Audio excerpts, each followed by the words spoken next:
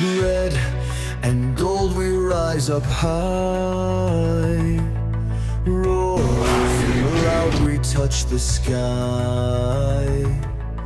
Bold and fearless here we play, RCB, our pride, our way. When it rise up high, roaring loud, we touch the sky. Bold and fearless, here we play. RCB, our pride, our way.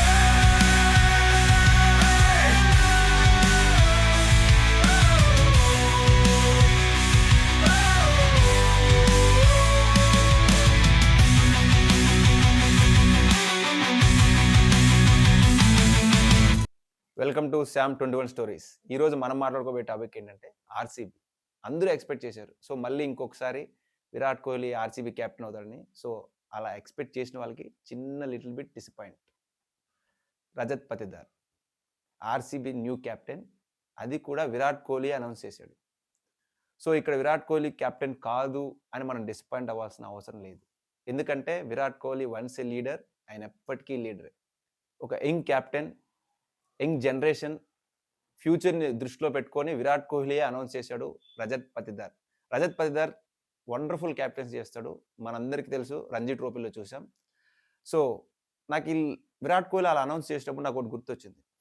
మహాభారతంలో శ్రీకృష్ణుడు అర్జునుడికి తోడుండి యుద్ధంలో ఎలా నడిపించాడో, so ఈ ఐపీఎల్లో విరాట్ కోహ్లీ కూడా రజత్ పతిదార్ వెంటుండి అలానే నడిపిస్తాడని మనస్ఫూర్తిగా కోరుకుందాం. సో వీళ్ళిద్దరి నాయకత్వంలో ఆర్సీబీ కళ 18 సంవత్సరాలుగా ఆర్సీబీ మేనేజ్మెంట్ కంటున్న కళ, ఆర్సీబీ ఫ్యాన్స్ కంటున్న కళ, విరాట్ కోహ్లీ చేతిలో ఒక్కసారైనా ఐపీఎల్ ట్రోఫీ చూడాలని ఫ్యాన్స్ కంటున్న కళ హోప్ఫుల్లీ ఈ ఇయర్ సక్సెస్ అవ్వాలని మనస్ఫూర్తిగా కోరుకుందాం. సో రజత్ పతిదార్ ఆర్సీబీలోకి ఎలా ఎంట్రీ ఇచ్చాడు అంటే 2021లో ఆర్సీబీ రజత్ పతిదార్ని తీసుకుంది. 2022లో రజత్ పతిదార్ అన్సోల్డ్ అయిపోయాడు. సో సీజన్ మధ్యలో రీప్లేస్మెంట్ కింద మళ్ళీ ఆర్సీబీలోకి వచ్చాడు. 2025లో 11 crores ఆర్సీబీ రిటర్న్ చేసుకుంది. అదే 2025లో ఆర్సీబీ క్యాప్టెన్గా కూడా అనౌన్స్ చేసింది రజత్ పతిదార్ని.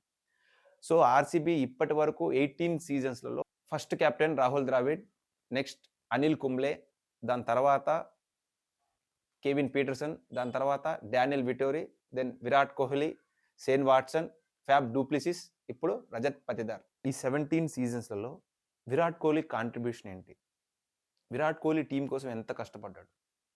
సో విరాట్ కోహ్లీ తన 100% కాదు 150% కూడా పెడుతూనే వస్తున్నాడు ప్రతి సీజన్. తన క్యాప్టెన్సీగా ఉన్నప్పటి నుంచి, క్యాప్టెన్ అయిపోయిన తర్వాత, ఫ్యాబ్ డూప్లిసిస్ వచ్చిన తర్వాత నుంచి ప్రతి సీజన్ విరాట్ కోహ్లీ తన నుంచి ఎంత ఎఫర్ట్ పెట్టాలో అంత ఎఫర్ట్ పెడుతూనే ఉన్నాడు. సో విరాట్ కోహ్లీ రికార్డ్స్ చూసుకున్నట్టయితే 2016లో 973 రన్స్. ఈ రికార్డ్ని ఇప్పటి వరకు అసలు దరిదాపుల్లో కాదు కదా, టచ్ కూడా ఎవరు చేయలేకపోయారు. సో అలాగే ఒకే ఫ్రాంచైజీ తరపున 8 సెంచరీలు చేసిన రికార్డు కూడా విరాట్ కోహ్లీకి ఉంది. అలాగే ఒకే ఫ్రాంచైజీ తరపు నుంచి 18 ఇయర్స్ నుంచి ఒకే ఫ్రాంచైజీకి ఆడుతున్న ఘనత కూడా విరాట్ కోహ్లీకే ఉంది. సో చాలామంది 17 సీజన్స్ నుంచి మీరు కప్పు కొట్టలేకపోతున్నారు, చాలా జోక్స్ టీ కప్స్ మీద.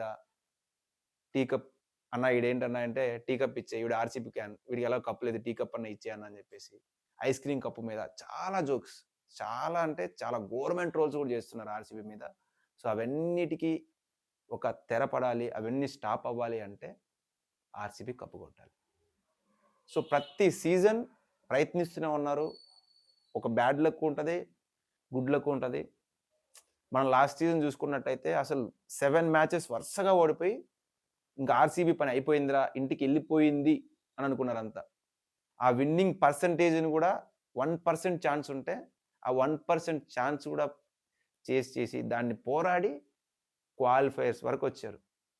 అసలు అది అబ్జల్యూట్లీ సినిమా. లాస్ట్ సీజన్ ఏదైతే ఉందో ఆ 7 మ్యాచెస్ ఓడిపోయింది, దాని తర్వాత నుంచి 7 మ్యాచెస్ ఏదైతే విన్ అవ్వడం స్టార్ట్ చేశారో ప్రతి మ్యాచ్, ప్రతి ఇన్నింగ్స్ సినిమా. ఫ్యాన్స్గా చూసే వాళ్ళకి కానీ, అదర్ టీమ్ ఫ్యాన్స్కి కానీ అసలు అది నాకైతే ఆ చెన్నై సూపర్ కింగ్స్ మీద క్వాలిఫైయర్ మ్యాచ్లో, ఆ లీగ్ మ్యాచ్లో లాస్ట్ మ్యాచ్ చెన్నై మీద విన్ అయితేనే క్వాలిఫై అవ్వగలం. సో ఆ మ్యాచ్ అసలు నిజంగా ఆ మ్యాచ్ చూస్తుంటే హార్ట్ బీట్ నాకు పెరిగిపోతూ వచ్చింది. అసలు ఇంత దూరం వచ్చారు, ఈ ఒక్క మ్యాచ్ విన్ అయితే క్వాలిఫై అయిపోద్ది, అలాగే విన్ అయిపోయారు. సో అంత కష్టపడ్డా లాస్ట్‌కి వచ్చేసరికి లక్. లక్ అనేది ప్రతి టీమ్‌కి ఉండాలి. పర్‌ఫార్మెన్స్‌తో పాటు లక్ కూడా ఉండాలంటారు కదా! సో, ఆ లక్ ఎక్కడో ఫేవర్ చేయకుండా పోతానే ఉందది. సో, ఈ ఇయర్ అయినా అది ఆ లక్కు అన్నీ కలిసొచ్చి టీమ్ కూడా చేంజ్ అయింది. బెస్ట్ బ్యాటర్స్ వచ్చారు. బౌలర్స్ కూడా భువనేశ్వర్ కుమార్ వచ్చాడు. ఎస్ఆర్‌హెచ్ నుంచి మన ఆర్‌సీబీకి వచ్చాడు భువనేశ్వర్ కుమార్. మన స్వింగ్ కింగ్. అసలాయన స్వింగ్ చేస్తే మామూలుగా ఉండదసలు. అన్నీ కలిసొచ్చాయి. చూడాలి ఈసారన్నా మనోళ్ళు హోప్‌ఫుల్‌గా కప్పు కొడితే అదే హ్యాపీ. సో, ఈ 17 ఇయర్స్‌లో ఎంతమంది కెప్టెన్స్ చేంజ్ అయ్యారు? సో, వాళ్ళ విన్నింగ్ పర్సెంటేజ్ ఏంటి? ఒకసారి చూద్దాం. ఫస్ట్ రాహుల్ ద్రావిడ్ గారు 28.5% విన్నింగ్ పర్సెంటేజ్ ఉంది యాస్ ఎ కెప్టెన్‌గా.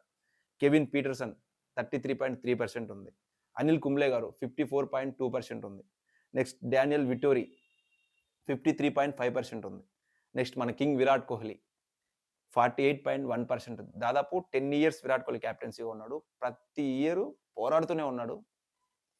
ఈ మధ్యలో de Villiers, Chris Gayle best team కూడా ఉంది అప్పట్లో మనకి. హైయెస్ట్ స్కోర్ కూడా ఇంతకుముందు మన టీమ్ మీదే ఉండేది. సో, అది కూడా లాస్ట్ ఇయర్ ఎస్ఆర్‌హెచ్ మన హోమ్ టీమ్ వాళ్ళు దాన్ని బ్రేక్ చేశారు. Next Sen Watson 33.3%. Fab du Plessis 56.2%. So, ఇప్పుడు రజత్ పటిదార్. సో, ఈ 17 సీజన్స్‌లలో ఆర్‌సీబీ ఎన్ని సార్లు క్వాలిఫై అయింది? ఎన్ని సార్లు ఫైనల్ వరకు వెళ్ళింది? అసలు గ్రూప్ స్టేజ్‌లో ఎక్కడి వరకు ఉంది? ఒకసారి లుక్ ఏద్దాం మనం. 2008లో సెవెంత్ పొజిషన్‌లో ఉంది టేబుల్‌లో.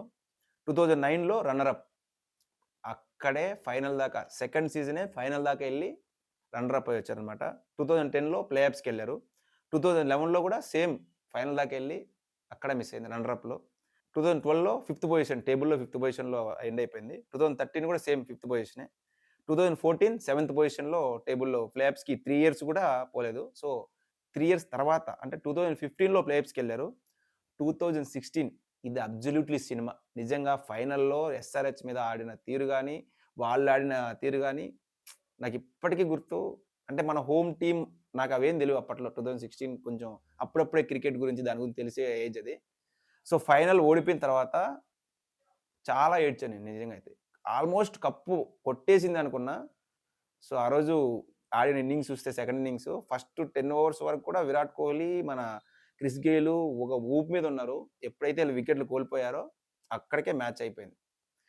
సచిన్ బేబీ చిన్న హోప్ ఇచ్చాడు గానీ, లాస్ట్‌లో పాపం మనోడు కూడా ఏడ్చేసాడు గ్రౌండ్‌లోనే. సో, ఆ మూమెంట్ నాకిప్పటికి గుర్తుంటది. అంటే అప్పుడు మన హెచ్ఆర్‌హెచ్ హోమ్ టీమ్ అని చెప్పేసి నాకంత తెలీదప్పుడు. క్రికెట్ విరాట్ కోహ్లీ వల్లే నేను చూడడం స్టార్ట్ చేశా. సో, విరాట్ కోహ్లీ ఎక్కడుంటే అదే మన టీమ్ అనుకునేవాడిని. సో, ఇప్పుడు కూడా అదే అనుకుంటున్నా. సో, అంతే మనకి ఎవరైతే ఇష్టమో వాళ్ళని సపోర్ట్ చేస్తా. అదర్ టీమ్ ఏదాన్ని మేము తిట్టం. ఏ కెప్టెన్‌ని, ఏ హోమ్ టీమ్‌ని ఏదాన్ని మనం ఏమనమాట. 2016 రన్నర్ అప్ అనమాట. 2017 ఎయిత్ పొజిషను. 2018 సిక్స్త్ పొజిషన్‌లో.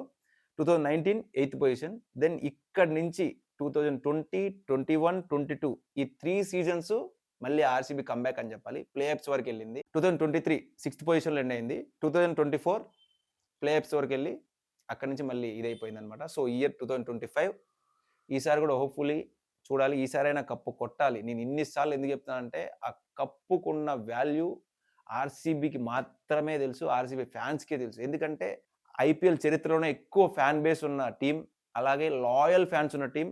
ఎవ్వరిని అడిగినా కూడా ఒక్కటే మాట, తడబడకుండా, ఆలోచించకుండా, నిద్రలో లేపడినా చెప్పే ఒకటే మాట, ఐపీఎల్ ఎక్కువ ఫ్యాన్ బేస్ ఉన్న టీమ్, ఐపీఎల్‌కి లాయల్ ఫ్యాన్ బేస్ ఉన్న టీమ్ ఏదైనా ఉంది అంటే RCB. RCB and Virat Kohli. We support RCB. We love RCB. We always support king Virat. So, ఇలా 7 కెప్టెన్స్ పోయి 8థ్ కెప్టెన్ న్యూ జనరేషన్. సో, ఈసారైనా హోప్‌ఫుల్లీ కప్పు కొట్టాలి. సో, ఆర్‌సీబీకున్న ఫ్యాన్‌డమ్ గాని, ఆర్‌సీబీకున్న లాయల్ ఫ్యాన్స్ ఏ ఫ్రాంచైజీకి లేరని చాలామంది అదర్ ఫ్రాంచైజీ ఓనర్స్ చెప్పారు. అదర్ టీమ్ ప్లేయర్స్ కూడా చెప్పారు. సో, చూడాలి మరి ఈ సీజన్ ఏమవుద్దో. ఈ సీజన్ ఇంకొక స్పెషల్ ఏంటంటే, ఇప్పటి వరకు ఐపీఎల్ 18థ్ సీజన్ ఇది. సో, అలాగే మన Virat Kohli Jersey number 18. So, ఈ సీజన్ అన్నీ సెట్ అయితే ఖచ్చితంగా ఆర్‌సీబీ కప్పు కొట్టాలని మనందరం మనస్ఫూర్తిగా కోరుకుందాం. సో, చూసారుగా ఇది ఇవాల్టి వీడియో. సో, ఈ వీడియో మీకు నచ్చినట్లయితే సబ్స్క్రైబ్ టు శ్యామ్ 21 స్టోరీస్. మళ్ళీ ఇంకొక వీడియోతో మీ ముందుకు వచ్చేస్తున్నాను. Until then